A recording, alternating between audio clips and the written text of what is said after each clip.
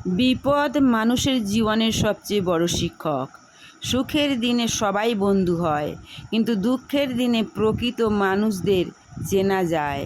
যখন জীবন ভেঙে পড়ে তখন অনেক মুখোশ খুলে যায়, অনেক সম্পর্কের আসল চেহারা দেখা যায়।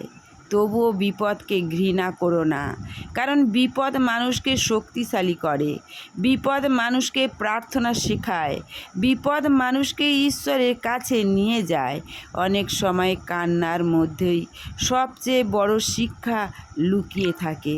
অনেক সময় হারানোর মধ্যেই সবচেয়ে বড় পাওয়া থাকে। তাই প্রতিটি ঝড়ের পর অপেক্ষা করো, কারণ ঝড় চিরকাল থাকে না। একদিন আকাশ আবার পরিষ্কার হয়, আলো আবার ফিরে আসে। মানুষ অর্থের জন্য ছুটে চলে, সম্মানের জন্য ছুটে চলে, সফলতার জন্য ছুটে চলে, কিন্তু অনেক সময় নিজের আত্মাকে ভুলে যায়। সে বাহ্যিক সুখ খুঁজতে গিয়ে অন্তরের শান্তি হারিয়ে ফেলে। পৃথিবীর সব সম্পদ থাকলেও হৃদয় যদি শূন্য থাকে, তাহলে মানুষ সত্যিকারের সুখী হতে পারে না।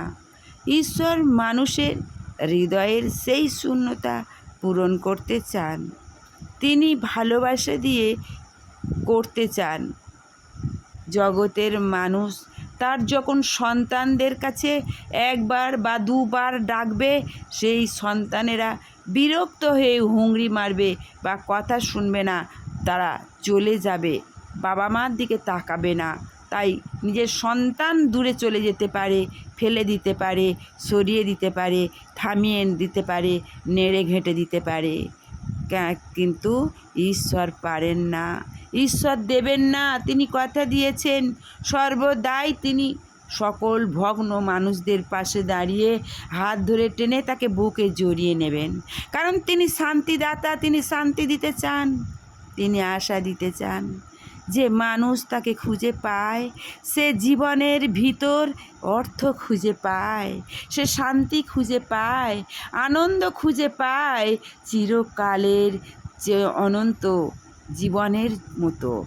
কারণ প্রকৃত সুখ বস্তুতে নয়, ওইখানেই প্রকৃত সুখ ঈশ্বরের সান্নিধ্যে, ঈশ্বরের চরণতলে। তাই প্রিয় ভাই বোনেরা, তোমরা এসো, জগতের একটু মন্দ কামনা লালসা বাসনা ত্যাগ করে ঈশ্বরের চরণ ধরো, ঈশ্বরের হাত ধরো, দেখবে তোমরা সুখী হবে। এবং সৎ পথে চললে, তোমরা সত্য পথে চললে শান্তি ফিরে আসবে। সেই শান্তি ঘুম দেয়, আনন্দের সঙ্গে তারা ঘুমোয়। যেমন আজ অর্থ আছে মানুষের, তোমরা দেখতে পাচ্ছ রাতের ঘুম চলে গেছে, কিন্তু যাদের অর্থ নেই, টাকা নেই, তারা নিশ্চিন্তে একটু ঘুমায়। ভালো থেকো, সুস্থ থেকো, সুন্দর থেকো, এবং সাবস্ক্রাইব, কমেন্ট, শেয়ার করে নিত্য নতুন ভিডিও সঙ্গে রাখো এবং ফলো করো। কেমন? ধন্যবাদ।